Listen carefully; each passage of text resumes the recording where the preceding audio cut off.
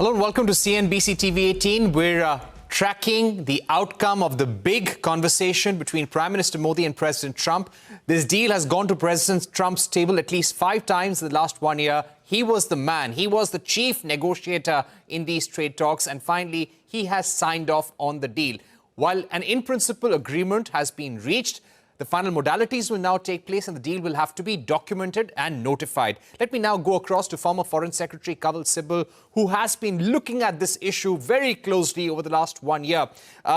Ambassador Sibal, Donald Trump says India has agreed to buy Russian oil. Our purchases of Russian oil have come down from an all-time high of 45% in our crude basket to 20% in the month of January. It could go down further, but will we completely stop buying Russian oil, as Donald Trump is saying?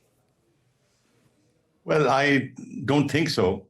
Of course, the Reliance has ceased buying Russian oil, and the sanctions are there on the other project that in which the Russians have invested. They have also stopped buying Russian oil. But the Russian oil, which is sold on the spot market by Russian companies which are not under sanctions, can still be bought if the price is right, if the discount is attractive. So I don't think it'll go down to zero, but certainly it has declined and can decline further. Now, Trump has to say this because he has to justify why he has suddenly announced this deal.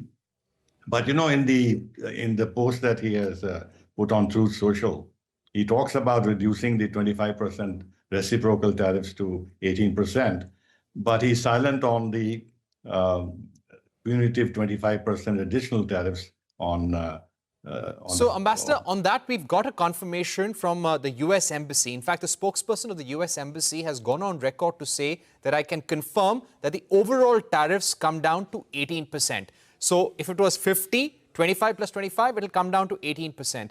What I would like to ask you, do you think India's red lines on agriculture would have been respected? Because here you have Donald Trump tweeting to say that India has agreed to buy American at a much higher level, in addition to over $500 billion of US energy, technology, agriculture, coal, and many other products.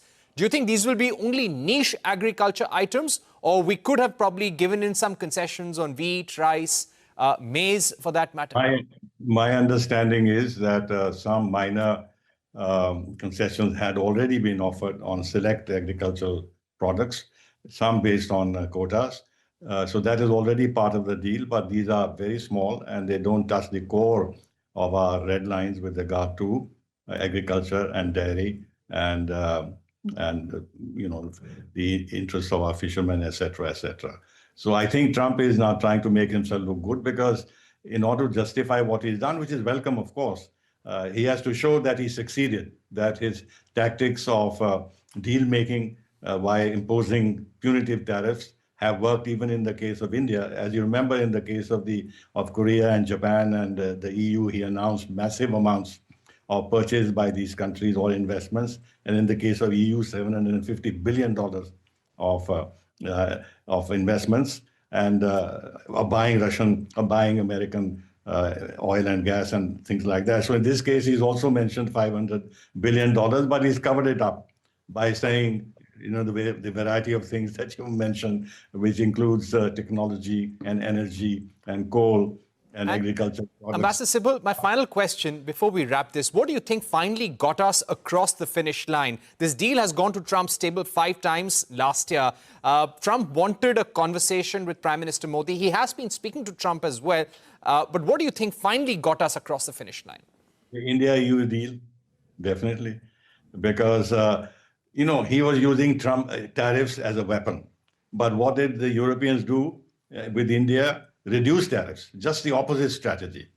And I know that the American companies, including the defense companies, were feeling very worried that the relationship was going downhill and it was affecting their business in India. And they wanted this deal to be wrapped up. So the whole thing was becoming untenable.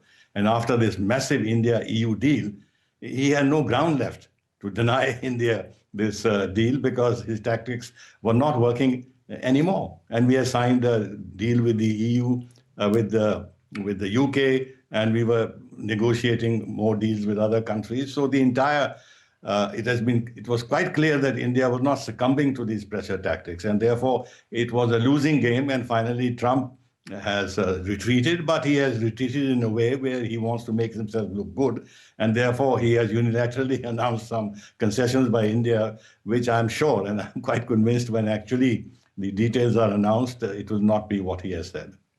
All right. Thank you very much, Ambassador Sibal, for joining us with that great perspective. We're going to take a short break. Lots more on CNBC TV 18.